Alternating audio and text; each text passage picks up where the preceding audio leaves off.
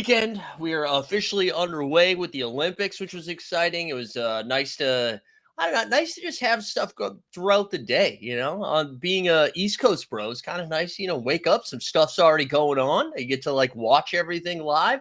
I don't have to wake up at 4 in the morning for anything, although there are still some things going on at that time. But anyways, hope you enjoyed some downtime, maybe some Olympic time. We get some basketball action, which was a lot of fun. I got a fun one this morning. We're going to be going over mostly just the Olympic basketball, and then there's a couple of NBA newsy things that we'll talk about for the rest of this week. I believe for the because we're going to stream some of the games tomorrow and Wednesday as group play picks back up later this week or on Tuesday and Wednesday. So I think we're going to do the bit Monday, Thursday, Friday this week, while we'll stream some games on Tuesday and Wednesday. We'll also have some more fantasy content go up on our fantasy channel. We should have another video going up on Ball is Life. So if you're not subscribed to all of those things, make sure you have done so, okay? Make sure you're everywhere. And if you're over watching us on YouTube this morning, make sure you check out the link that is pinned into the chat or in the description. So that you can check us out over on playback as well, download the podcast, all that sweet, sweet stuff. But yeah, let's get into it because I'm excited. I'm excited to talk about Olympic basketball. It was nice to have games on that weren't scrimmages because we had Summer League, then we had the international friendlies, and I was like, I need some juice going. We started that Olympic prop betting series. I don't know if people saw that. Also, I haven't said hi to everybody this morning. We got Maddie Harrison up in here. We got the Sneep Scott, Patrick Coyne, Stan Loves, Matic Auto, NFT Tax guys here. Biggest is here. Good to see everybody. But yeah, we went from Summer League to these friendlies that everybody was overreacting to. And it was nice to have basketball games that mattered. And what we're going to do, we're going to go over all of them.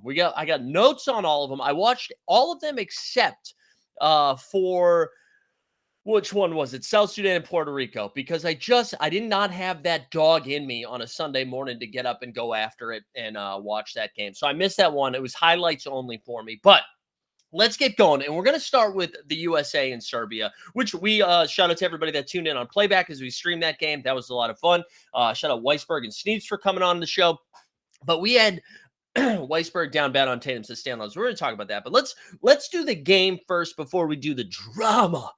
So USA wins 110-84, and it started out close, right? It was back and forth. Serbia goes up, I think 7 or 8 early in the first quarter. U.S. makes a nice run. I believe they take the lead before the first quarter, extend it in halftime, and then step on the throat in the third quarter. And it was the Jokic minutes were incredible, right? Because, we see this all the time. We see it with Denver, right? This happens with the Nuggets where, minutes on the court, Denver's plus 10. Jokic comes off the court. I'm sorry, minutes of Jokic on the court. Denver's plus 10. Second he comes off the court, it's they get toast. And last night, or yesterday, whatever time it was where you were watching that game. So Jokic finishes this game with, I believe it was 20 and 8. Yeah, 28, had 4 steals, a block or something like that, right? His plus minus was even. The Serbs were even with the US when he was playing, and they were down. They lost by, what was that, 26 points. So minus 26 with him off the floor. On the flip side of that, Joel Embiid, who I think was the only player plus minus of a negative number where he was -8 for his minutes on the court. But U.S. dominated. And Kevin Durant was incredible. So KD comes out there. I think he only played 16 or 17 minutes, which is incredible considering he was the leading scorer for Team USA. And we'll probably have to have a conversation sometime later on in the Olympics about Kevin Durant being the best international, Olympic basketball player of all time, FIBA player of all time. I don't know. I'm sure there are examples that are greater than. I'm not as familiar. My bag's not as deep when it goes to who was playing for Spain in 1982. However, what KD has done in this Olympic run is so impressive. We'll save that conversation for another time. Kevin Durant in 16 minutes and 40 seconds dropped 23 points, comes off the bench, goes 8 for 9 from the field, 5 for 5 from 3, and single-handedly took this game over, because this was the stretch where early on where US was kind of looked real sloppy, weren't getting good looks outside of LeBron. It was just a mess out there. Kevin Durant comes in, triple, then starts making tough shots. And I think his shot was contagious, because then you see Ant-Man step into a 3. He knocked one down. U.S. finished with, I believe, 6 players in double figures. Did I mess that up? Yeah, 6 players with double figures. So LeBron almost has a triple-double out there. He had 21, 9, and 7. We'll talk about our Olympic prop bet, which was, we started off strong with game 1, and then day 2, we got smoked. smoked as we bet against LeBron. Booker, who got the start with no KD, he goes 4 for 6 from the field, knocks down all 4 of his shots for threes. He goes 12 and 5. Drew Holiday played some big minutes. He went 15, 4 and 3 from the field. He also went 3 for 3 from 3. Ant-Man get up to 11 points, and then Steph Curry at the end of the game, because point differential matters in group play, he does his little no-look 3 dagger at the end. He gets to 11 points too. And so there you have it. And that was, pretty lackluster performances from the U.S. heading into group play, right? Those friendlies against Germany, South Sudan, everybody's freaking out. And then they play Serbia, who is like, I don't know what the betting odds were ahead of time, but I'm sure they're right there with Canada, Germany, and that's probably it, right? As like the favorites to have a shot at contending against the U.S. And then the U.S. in the first game goes out there and beats the pants off of them. Now, Serbia didn't get a lot of help besides Jokic. Like Bogi, I believe, had 14 for him. Bogdan Bogdanovic, that is. He's going to have to be a 20-plus point scorer if Serbia is going to have a real chance. Micic, our guy Micic, had 11. Jovic didn't really do anything, and that was kind of it for Serbia. But because we just live in this broken society of a sports hot take culture, nobody talked about U.S. just demolishing Serbia. Instead, we talked about how Jason Tatum didn't play any minutes. Now, listen, then there was like a bunch of dialogue. Is he hurt? Do you see the tape around his fingers? Maybe he's hurt. Does he have a cold? Is that why he didn't play? Let me rattle off some of the minutes to you from this game, okay? Steph Curry, he played 21 minutes. Reminder, this is a 40-minute game. Steph played 21. Ant-Man played 19. LeBron James played 26, almost 27. KD, just under 17 minutes. Derek White, 15 minutes. Joel Embiid, who started, and again, not great, Bob, played 11 minutes. Drew Holiday played 23 minutes. Bam Adebayo played 19. Book played 26. AD played 19. Let me just say this. The energy from the people on the internet, people I know, friends of mine, you sound like parents of a kid on a little league team not playing enough minutes. This is the Olympics. We, as an American, just beat one of the favorites to contend against you by 26 points. And my favorite player, Jason Tatum, didn't get in the game. I don't give a shit. And then you look at this like, hey, listen, maybe if KD didn't play, there's a better argument for it. But where are the minutes coming from? A lot of people are like, well, he's better than Devin Booker. Oh, yeah, that's right. I forgot they played the same fucking position. And people are like, oh, well, he guards 1 through 5. Listen, the only person that should be upset about not having minutes in this game is Jason Tatum. All right? Kyle from Danvers. Nobody cares, man. Well, just relax. And again, you're like, oh, you should take minutes away from Ant-Man, from LeBron. Like I rattled off all those minutes. And then everybody who was like, wow, can you believe he played Derek White and Drew Holiday, both, for what it's worth, teammates of Jason Tatum, ahead of Jason Tatum? Yet you same people were using the same argument for why Derek White made the team over Jaylen Brown. They're different positions. They're different defenders. The discourse around that was just broken. And then, of course, there's the other side where they're like, I told you guys Tatum was soft. Tatum's not good. This is the fucking Olympics. This is the best of the best, and we're trying to win games. And I don't there's going to be games where Tatum doesn't play. Halliburton didn't get any minutes. If you walk away from that being like, I guess Halliburton doesn't have that dog in him, you suck. You're not a good fan. Because this is, again, these are the people that are playing this game. Steph Curry, who's going to go down as the best shooter of all time, a top 10 NBA player of all time. Ant-Man, who everybody rubbed one out about being the next Michael Jordan just a few months ago. LeBron James, who is either first or second and the best player of all time, unless you're one of those Kobe morons who's like, but it's Kobe. You had Kevin Durant, who we already said is going to be the best Olympic basketball player of all time, most likely, at least definitely from the United States point of view. Derek White, who, Mike Weisberg was on here being like, he's the only guard last season. He averaged over 1 steal and 1 block a game. All right, Jason Tatum, we mentioned. Joel Embiid, the process. Drew Holiday, who people were like, the best defensive guard we've ever seen. Bam Adebayo, Anthony Davis, and Devin Booker. What do you want? What do you want? So if Tatum played 8 minutes in that game, right? Because honestly, if we are looking ourselves in the mirror, looking at that roster, yeah, Tatum probably should have got in the game. But for 8 minutes, would that have made you feel better? Those 8 minutes would have been like, oh, thank God his pride isn't hurt. I was nervous Jason Tatum was going to feel bad about himself, and I need him to feel good because he's a champion. Shut up. What are we talking about? Like it's just you guys be better fans. Be better fans. They just beat Serbia by 20 plus. Nikola Jokic, the defending MVP, three-time MVP, also an NBA champion. They just beat the pants off of them. And everybody's like, oh man, if Jason Tatum just checked in one time, just one time. You really did. And I said this at the top of this rant, and I'll say it again. You sound like a parent being like, excuse me, Coach Dave. Coach Dave, do you see Kyle out there in right field? I think Kyle sucks. My son, Jerry, should be in right field. Right field's a shit position. If you're playing right field, you're probably not that good anyways. So whether you're out there, Jerry or Kyle, it doesn't matter. And it's the same thing with Tatum.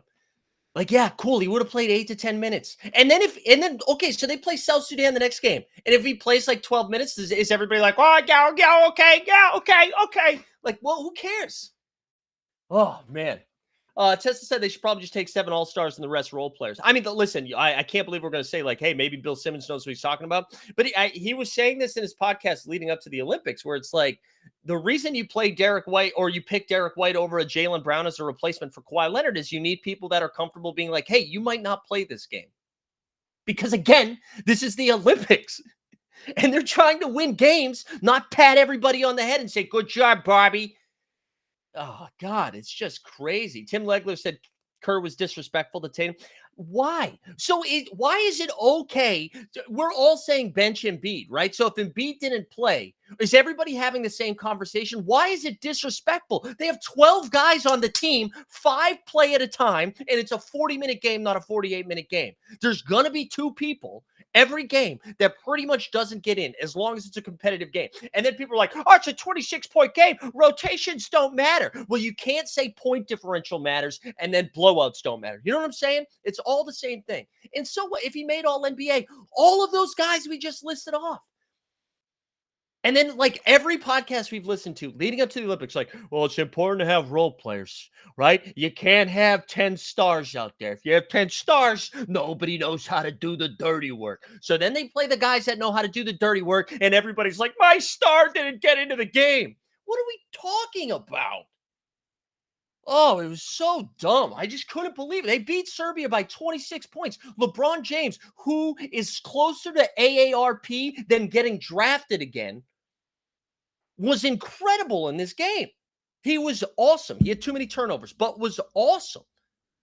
And then you look at Kevin Durant, who we weren't even sure. He didn't get cleared to play in the game until an hour before tip-off, and then he goes ham.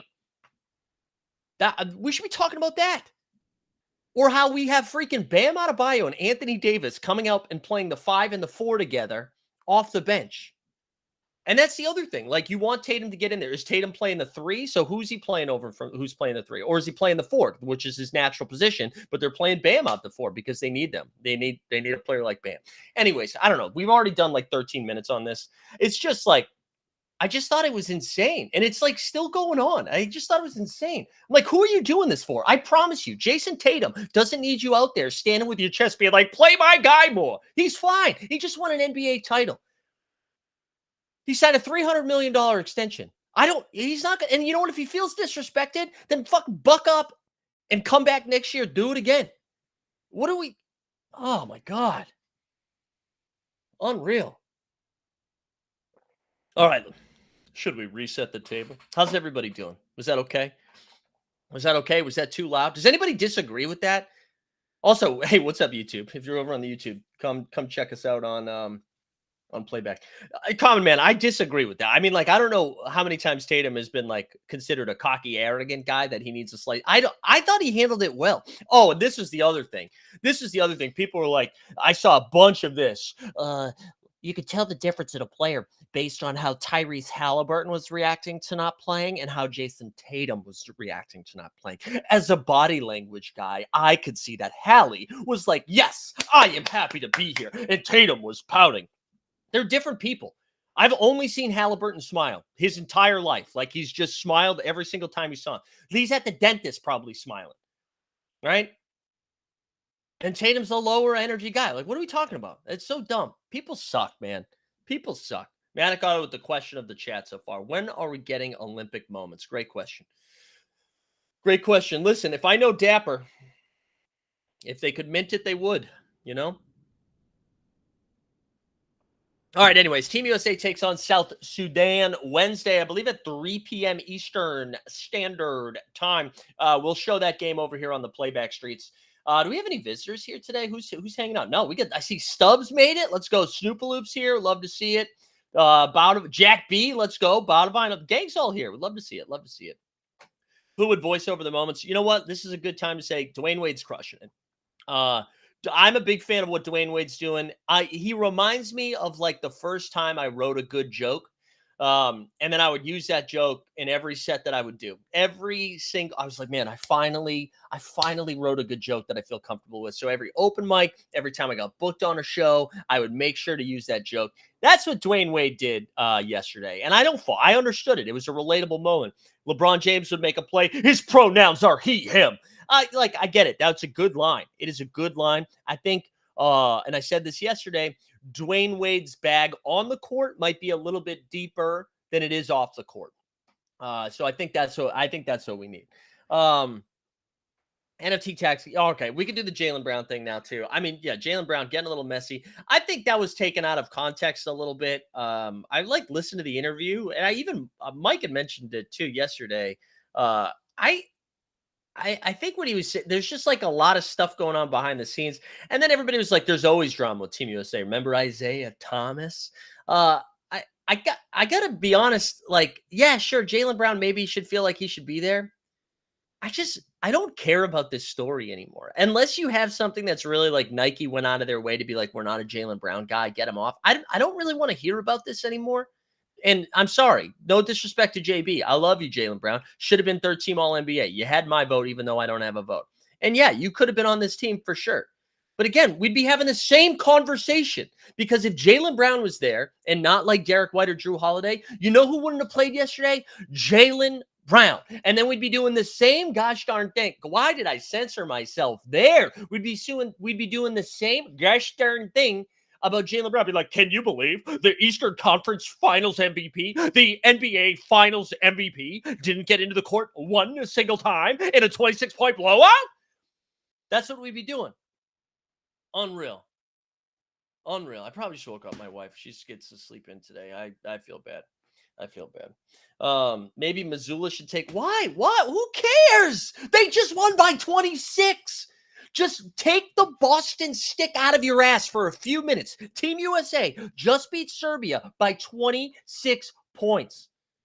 I was like, oh, I can't believe it. Steve Kerr probably doesn't even drink fucking Dunkin' Donuts, kid, okay? He's probably sipping his venti Starbucks, whatever the fuck that's called, okay? You should swing by Kelly's, get a roast beef sandwich, and put my guy, Jason Tatum, in the fucking game, kid.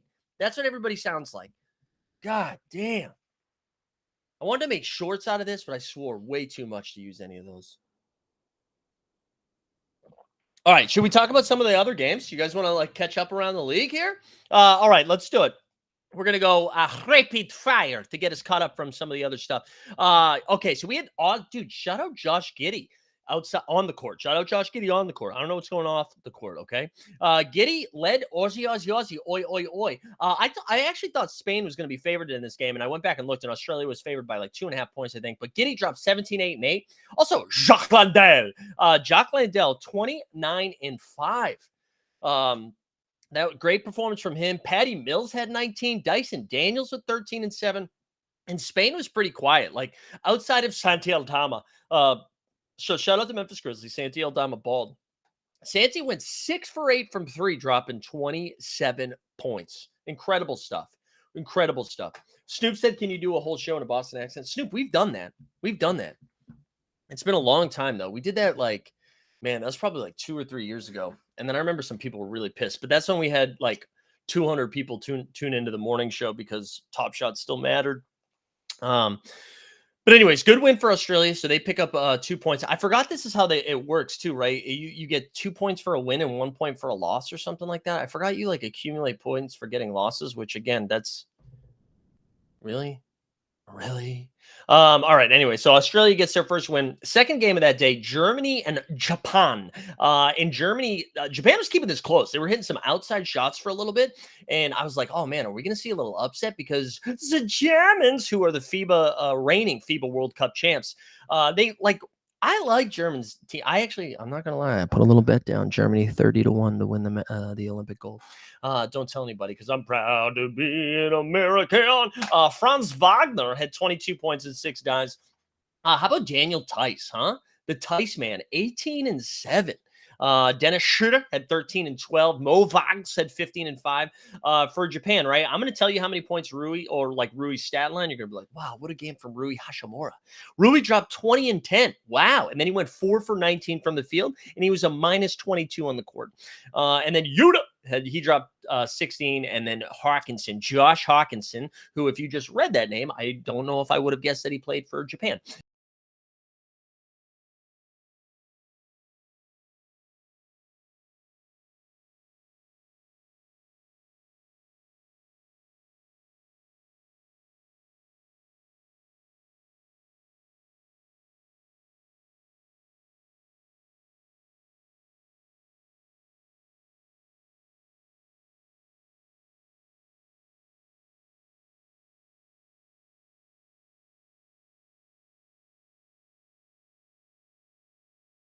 Okay, there we go. Oh my god, it wasn't letting me join this. It wasn't letting me join the stream again. That was so weird. I think I smashed enter and it shut me off. I don't know what happened. I don't know what happened. I'm so sorry. I'm so sorry. Um, I forgot what I left off on. Germany. Anyways, Germany wins by 20. Shout out the Germans. Shout out to Germans. So they pick up a couple of points there. I do. I think they've got some real team energy. They got good gel, good vibes from them. Dennis Schroeder turns into like New Orleans Pelicans Chris Paul when it gets to the FIBA action. So shout out the Germans. They get a win. All right, couple more games here. France. I got to tell you, the energy for the France games are pretty fun. Being the home country, I kind of like forgot they were the home country until people were losing their Gestern mind. Wembenyama was awesome, man. It is kind of fun, like and I didn't expect this to happen, but to like in real time, the shine has not worn off on Wemby. Like Wemby's just incredible, man. And it's like every game, even if he has like a whole, like maybe he just does 18, 10, and 5 with a couple of blocks, he's going to have at least 2 plays where he's just like, what the hell? Like, what just happened? And he had it. I think Wade called it out. He had a Space Jam dunk at one point where just like Stretch Armstrong threw it down. And he carried France, man. Him and Nicolas Batum. Batum had 19 and 5. Wemby had 19 and 9. Shout out Rudy. And I'm shouting him out because we bet the under on the boards, and my guy got into foul trouble early. And he finished the game with 7 points and 3 boards. For Brazil had, I think, 79 fouls in this game. It was incredible. Their entire bench had like 3 fouls before the end of the first quarter. And because of that, we got a lot of Cristiano Felicio, who had 14 and 6, and Leo Mendel had 14 and 5 for Brazil. Brazil actually hung tough in this one. Every time it felt like France was going to pull away, they came back. Super Carl says, can't believe Simone Biles jumped high enough to clear Wemby's head. Insane. Simone Biles, the GOAT. But anyways, good win for France. They get a hometown victory. France should have no problem moving through their group because I believe it's Australia, Spain, Germany, and Japan, right? No. I can't. I'll have to double check the groups. Hold on. Let me double check the groups right now. I always forget because I think in my mind there's 3 groups, but there's not. There's 2. So we've got Australia, Canada, Greece, and Spain. Group B is Germany, France, Brazil, and Japan. So Japan and Brazil are like 2 of the least competitive teams that have made the Olympics. It's probably with them and Puerto Rico. And now that South Sudan seems to be balling, which we'll get to in a second. But yeah, France picks up the 2 points. Germany picks up the 2 points. That'll be a fun game when they play each other. But anyways, good win for Bonjour Francais. Good win.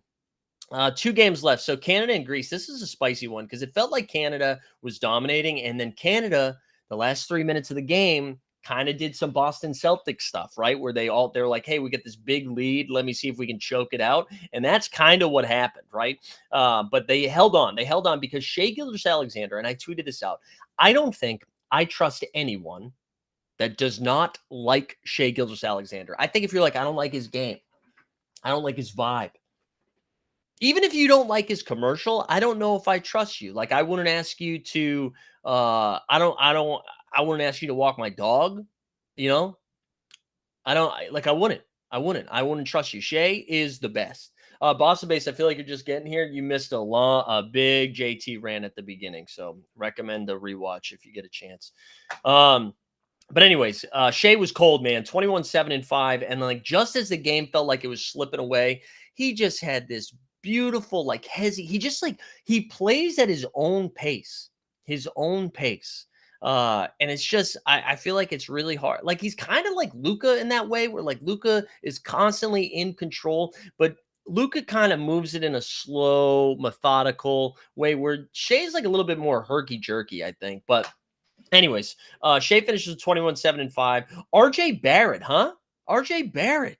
Maybe he's back, baby. Maybe the Raptors are the 3 seed in the East. Toronto, wake up, baby, because RJ dropped 23-4-3. Dylan Brooks had 14-5-5. This game got super physical, too. Also a little chirpy there at the end. Shai Gilgeous-Alexander started yelling at some people. Giannis kind of put a forearm into him. Jamal Murray and the Dort Report both dropped 8 points.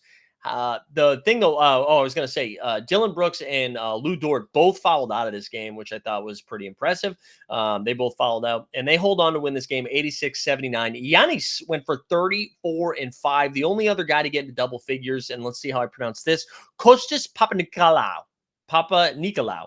Kostas Papanikolaou had 17-4 for Greece. So that's actually it was a pretty big win for Canada. I believe Skeets mentioned this on one of the No Dunk Show. It's their first Olympic game win since 2000. So that's pretty good. Tesla said, weird seeing their reaction to Barrett's dunk. It's all about point differentials. Yeah, I know. This is kind of like the in-season tournament, right? Where everybody was getting mad that people were running up the scores. It's the same reason Steph made sure to get that 3 up at the end of the USA game. And it's why Jokic played a lot of the fourth quarter, even though the game was out of hand, because they just can't get smoked like that. TST said Shai throwing shade at the walk-up on his Insta post. Yeah, that was sick, man.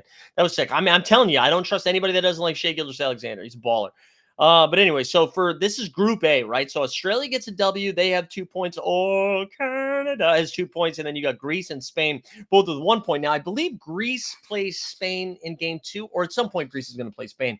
But they're going to have to win that game because, dropping that first one was a pretty big deal. And I mean, Australia, again, beating Spain, I think that was a pretty big win for them, because I would have guessed that Canada and Greece were going to be the two teams to come out of this group, mainly because of how talented Giannis is. Because I think I said his line, right? Was it like 34? So I think, yeah, they're going to have to rely on him, or somebody else is going to have to step up. And then the last game that we haven't gone over yet was South Sudan and Puerto Rico. South Sudan, 90-79. A little bit of an upset there. Puerto Rico might be in trouble. Puerto Rico. Stan, get your shit together, because that's Group C. Now, both the United States of America and the South Sudan, both with 2 points, as Serbia drops a point and Puerto Rico drops a point. Now, the big thing is, right, if somehow South Sudan and Serbia are tied at the end of this, assuming Puerto Rico doesn't get a W, they're like, Serbia's point differential right now is -26, and the South Sudan is +11. That's a lot of points to make up there. But anyways, let's get back to this game. Carlik Jones, who's a baller, he had 19-7-6. Nuno Mat had 12-6. And then for Puerto Rico, shout out Condit the fourth.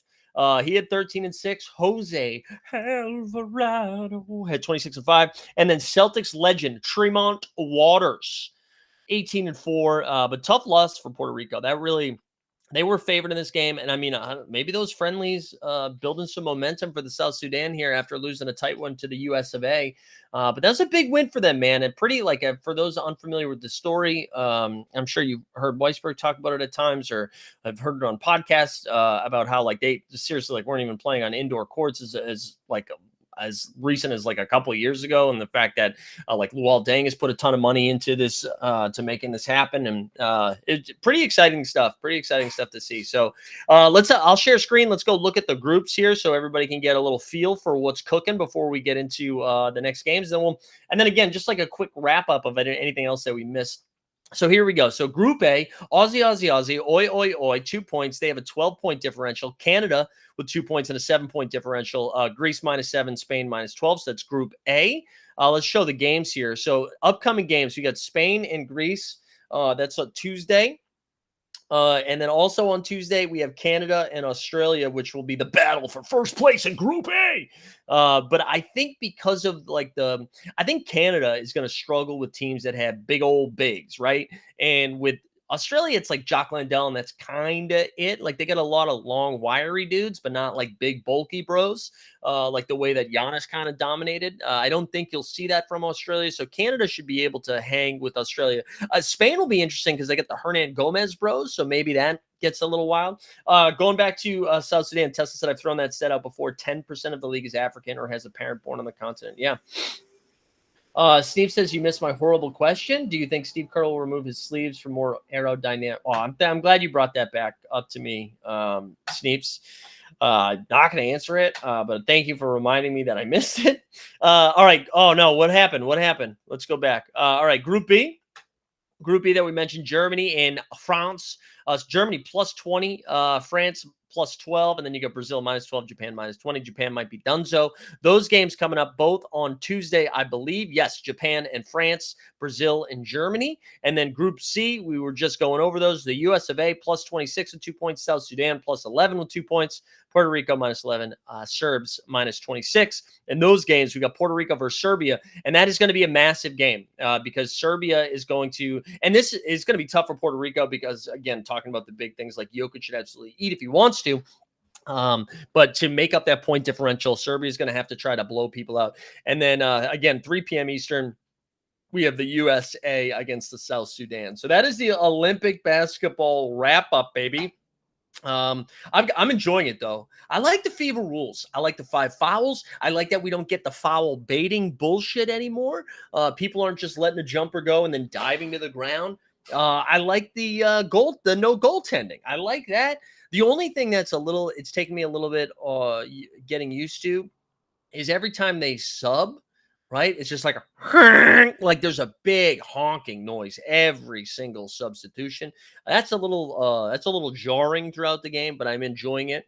I think I don't know if anybody has any negative feedback on the Olympic basketball, but I think the commentators have been great. I think the play has been pretty competitive and pretty fun. Like even the blowouts haven't really gotten there until the fourth quarter. Like I mentioned, Germany and Japan was pretty close until the fourth. And then also Serbia and the USA. Like, there we go. Is So Rare flying you out to the finals? No, I don't think so. We are talking with So Rare soon about the upcoming season. I don't think it's going to be getting me into the finals. Steve says the rim needs to be louder. Okay, good feedback. Yeah, I like the court too. Yeah, I'm having fun. I'm enjoying the Olympics. The Olympics in general. I haven't watched as much because of like the other events because I've been so focused on the hoops. I will say, and this is a free plug because we're not sponsored by No Dunks, but I have really, and I mean this is no ass kissing. The show that Skeets and Nora are doing every night on the No Dunks channel, that is like the Olympic recap, the Summer of Champions, is awesome. It's so much fun. They do a really good job with that, and it's great. JD's way more active in it too, and I love JD. So I recommend checking that out if you haven't listened to it yet. Go check it out. Patrick said, since you're a basketball aficionado now, are we going to have some DFS segments? Probably not DFS segments. We're going to still continue to do the player props. So starting, so we're 1-1 in player props. We hit the Rudy one. We screwed up the baseball. Excuse me, baseball official. Oh, I'll get that in a second. We screwed up the LeBron one, but I think starting tomorrow we're going to do the days that there are 4 basketball games, we're going to do 2 picks. And then the days that there are 2 basketball games, we'll do 1 pick. So we can up the action a little bit. Yeah, we can. Let's go see how we did with some bait. We had a nice weekend here as I show you the main slate here. So we played some baseball, and I actually don't play underdog baseball. I don't do a lot of DFS underdog or just baseball in general. I used to. I've had a couple of big hits in my career, but I just am exhausted staying on top of it. But I was really bored on Saturday. I was in a little bit of a funk mentally Saturday. I don't know. I was in a bad mood. I had a big softball game that was a lot of fun, and I've been in a funk actually for like a week. So we were working our way out of it, and I was like, let's rip 10 MLB drafts, and then we had a fun sweat here. As you can see, we finished in second place.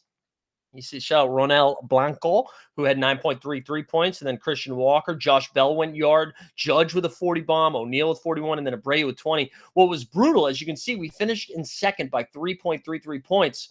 This guy right here, Brent Rooker, stole a base that did not matter at the end of the game, and that moved me from first to second. So that was a little bit of a bummer. I'm not going to lie, but we got to shout out our guy, Coach Stark Holmes, because that stolen base moved him from like 19th to 5th. And so we had two team holders in the top 5, and that was pretty fire. So shout out that. But that was fun. It was a good sweat. And then I played a little bit yesterday and I lost. So it was a reminder that I'm actually not that good at this stuff. But yeah, good. Shout out to Coach Stark Holmes, our guy, team hold legend, finishing top 5. And that was fun. We were texting throughout the night, so it was a good sweat. But yeah, that was the baseball stuff. We got bailed out here. I'll show you one more thing here. We got bailed out with some F1 yesterday because, and that was a fun race for those who watched. George Russell thought he had a W, and then all of a sudden he was DQ'd. And because of that DQ, right, Sergio Perez went from finishing 8th to 7th, so that's still covered. Lewis Hamilton goes from 2nd to 1st. That had already covered. Max went from 5th to 4th, but that had already covered. But Charles Leclerc had finished 4th. So this part of the bet would have been a push. Probably would have won 175 instead of 275. But because of that DQ, we get the W. So we were a multi-sport athlete. We crushed some F1, we crushed some MLB, and then we lost our LeBron bet. But anyways, that's this week in gambling. All right, couple more NBA things that I wanted to hit. So Jack said, holy shit, I hadn't watched any F1 race since Miami, and I'm getting caught up. Just watch Canada nuts. Yeah, it was a lot of fun. A lot of fun. What's this? We get a little faux hawk going? Yeah. That's why you tune in. You don't want to listen on the podcast. You want to see a receding hairline with some faux hawk energy. Shout out like 2005 when that was hot. Matt Grothy for you college football fans. All right. A couple other things. Tyus Jones signed a vet min with the Phoenix Suns. And I was pretty shocked by that, and I think a lot of people were blaming CJ McCollum and the collective bargaining agreement for him only getting a vet min, and I don't know if that's really what happened. I don't know. I don't know if there was a market for him. I mean, I think he wants to start, so he didn't want to go to a good team and be a reserve. I got to tell you, though, and I love Tyus Jones. Tyus Jones for Washington last year averaged 12 and 7. I think if you are a good team and he is your backup point guard, you have a chance at winning a title. I think if he's your star, I don't really like the fit doesn't make as much sense to me. Again, I still think it's a good move that Phoenix did it. Vet minimum, absolutely. So they now have Monty Morris and Tyus Jones to run some point. But they've kind of made it clear that Tyus is starting, right? So are they starting Bradley Beal at the 3? Because they're not going to bench Bradley Beal. Bradley Beal is making $50 million a year. Bradley Beal's not coming off the bench.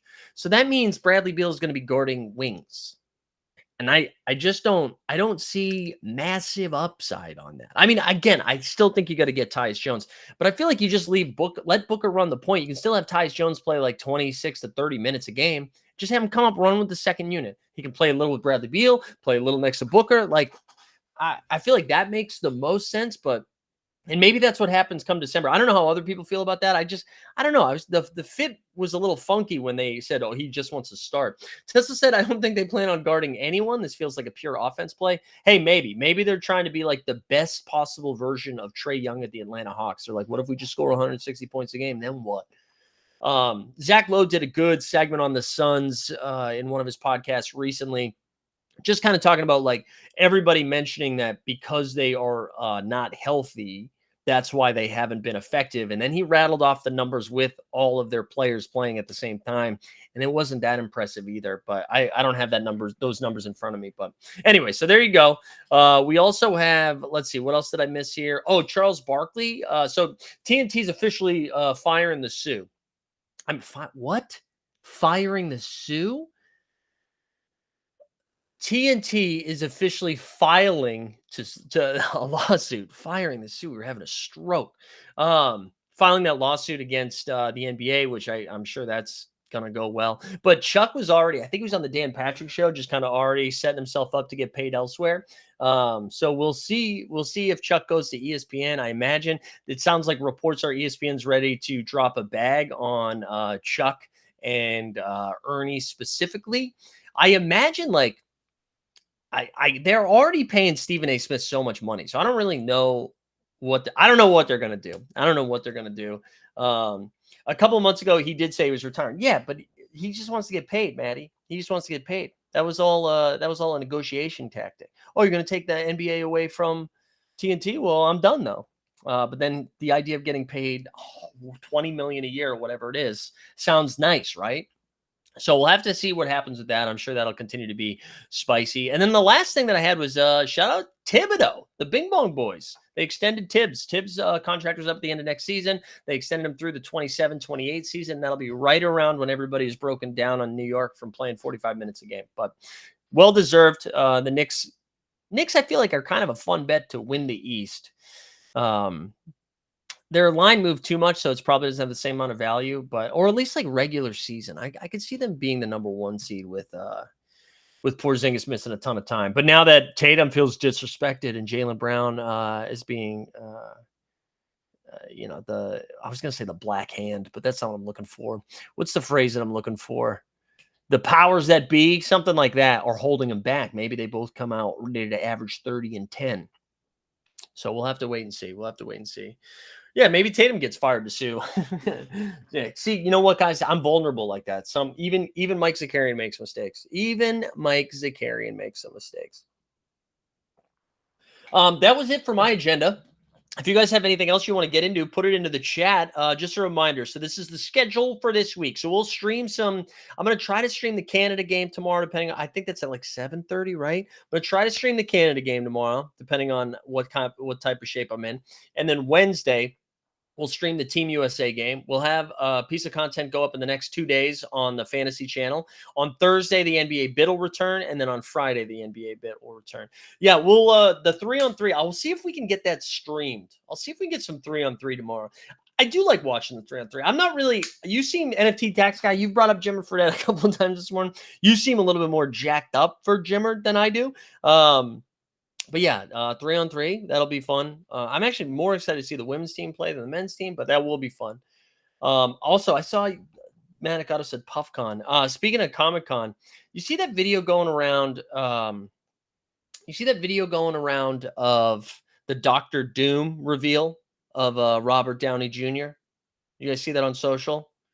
That was Greg Dunbar's video. Shout out G Dunn. That was Greg's video, which is pretty fun.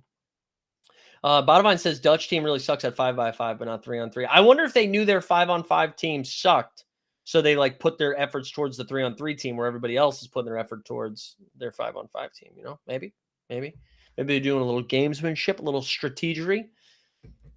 There you go, NFT tax guy. And why don't they put Peyton Pritchard on it while they're at it? Peyton Pritchard probably like a killer 3-on-3 guy. I could see that happening. That's like the better version of Jimmer Fredette, right? Because he gets these like frisky, pesky offensive boards, knocks down triples, like fast pace. I don't know. I can see it happening. All right. Anything else you guys want to get into before we wrap this ish up? We got to get that dog out before it's going to start raining up in here. I think that's going to be it. I appreciate everybody tuning in. It was fun to have something to yell about. Haven't yelled about anything in a while, so it was good to get spicy. Appreciate everybody tuning in. Do me a favor, just keep engaging with the content. You know, like the things, share the things, 5-star reviews, all the good stuff. All the good stuff. Hope everybody has a great start to the week. We're going to end the stream over on the YouTubes. Appreciate everybody that tuned in over there. For all my playback bros, thanks for